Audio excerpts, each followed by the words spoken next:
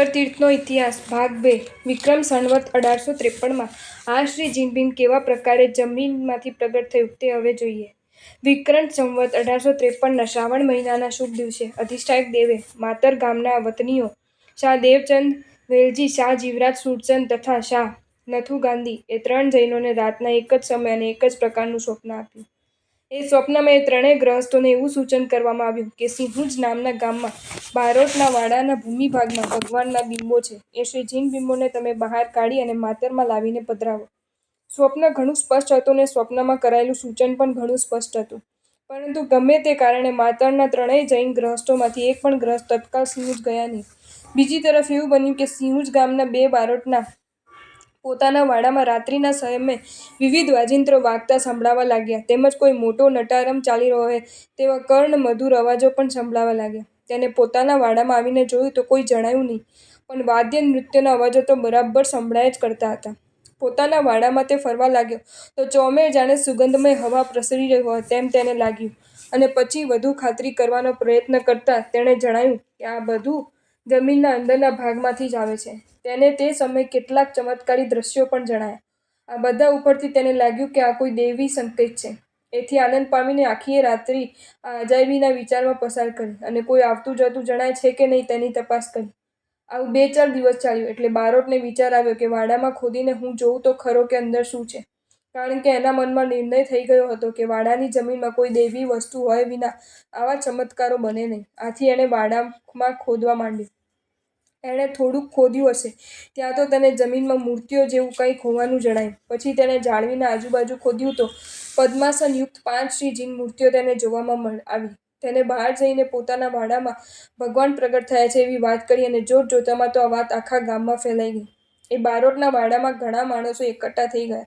સૌએ પાંચેય ભગવાનને જોયા અને સૌના આનંદનો પાર રહ્યો નહીં. પાંચેય ભગવંતોને સાચવીને બહાર કાઢી જમીન ઉપર પધરાવ્યા. અંગે અંગે માટી લાગેલી હોવા છતાં પણ એ મૂર્તિઓની તેજસ્વીતા છાની રહેતી નહોતી.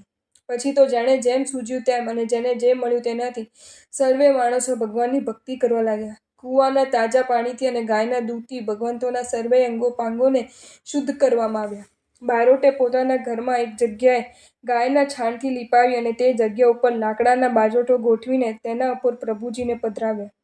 આ વાત વાયુ વેગે આજુબાજુના ગામોમાં પહોંચી ગઈ. જૈનોના પ્રભુજી પ્રગટ થયા છે એવા સમાચાર ફેલાતા ખેડા વગેરે ગામોથી જૈનો મોટી સંખ્યા દર્શનાર્થે આવવા લાગ્યા. એટલી મોટી સંખ્યામાં યાત્રુઓએ એકઠા થઈ ગયા કે ગામમાં ઉતારીને જગ્યા મેળવી પણ મુશ્કેલ બની ગઈ. માતરના જે જૈન ગ્રહસ્થોને સ્વપ્ન આવેલું તેમને પણ ખબર પડી ગઈ એટલે તેઓ તરત ત્યાં આવી પહોંચ્યા.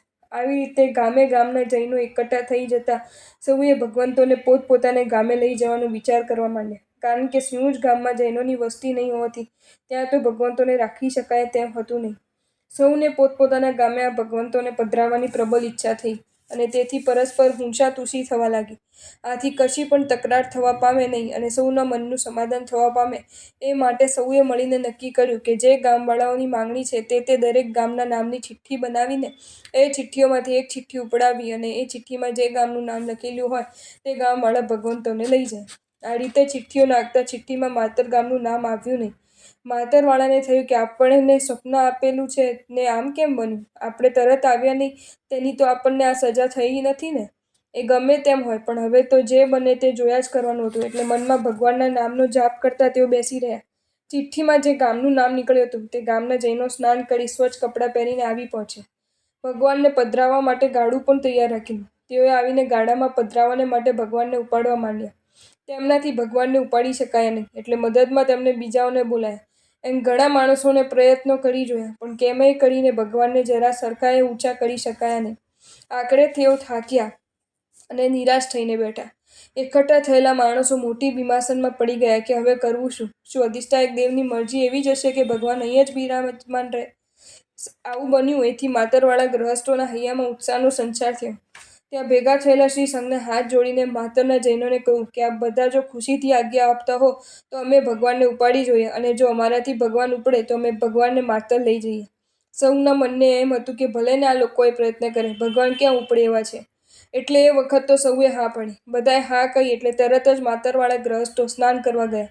તેઓ સ્નાન કરીને અને સ્વચ્છ કપડાં પહેરીને આવ્યા ત્યારે ત્યાં ઊભેલા ભાઈઓ મજાક કરી રહ્યા હતા કે હમણાં જ આ માતરવાળાઓ વિલખા પડી જશે એમ માનીને માત્ર કુતૂહલથી જ ત્યાં જોવાને માટે ઊભા હતા.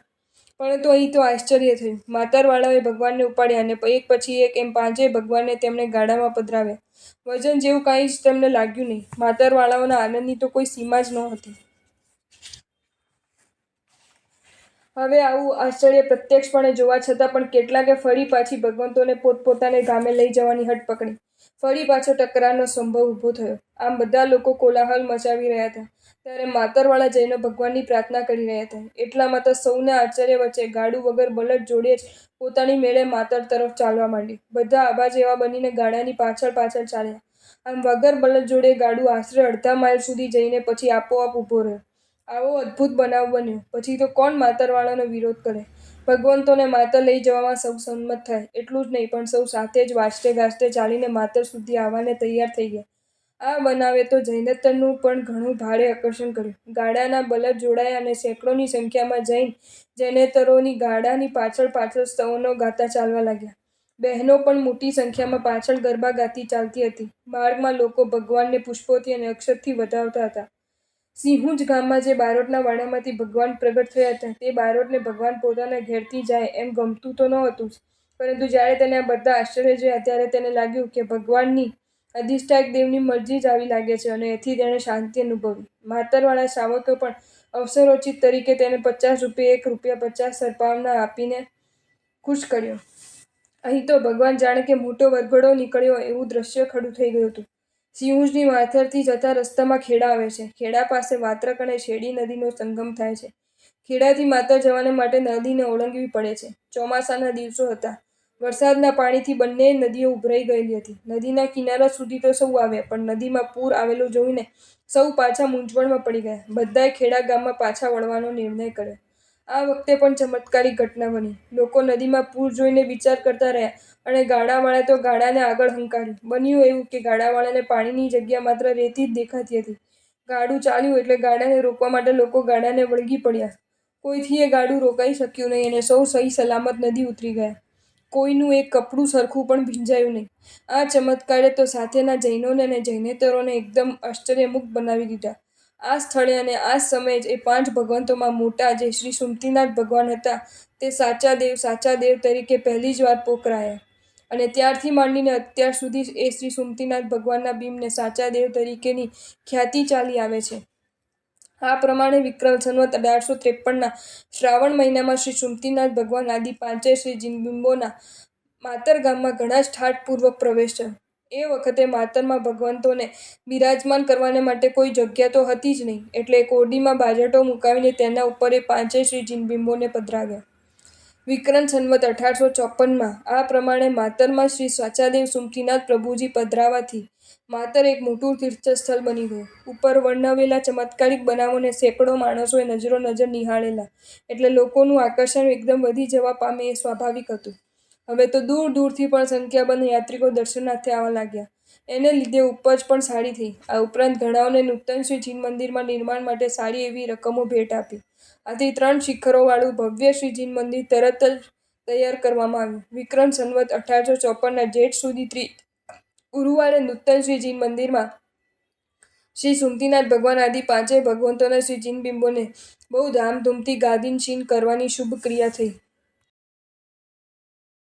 જો તમને આ વિડીયો ગમ્યો હોય તો આ વિડીયોને લાઇક કરો અને શેર કરો અને આવા જ નવા વિડીયો જોવા માટે જૈન ફેક્ટ્સ એન્ડ સ્ટોરીઝની ચેનલને સબસ્ક્રાઈબ કરો. ધન્યવાદ.